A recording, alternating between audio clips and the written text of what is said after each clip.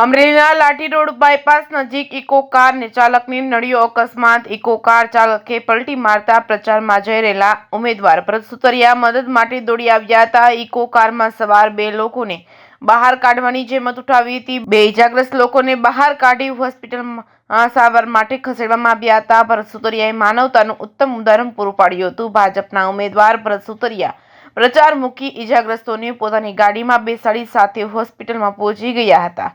મોટી દુર્ઘટના થતા ટળી હતી। જે કેસ ન્યૂઝ ગુજરાતી સાથે જૈનિક સુજિત્રા, અમરેલી।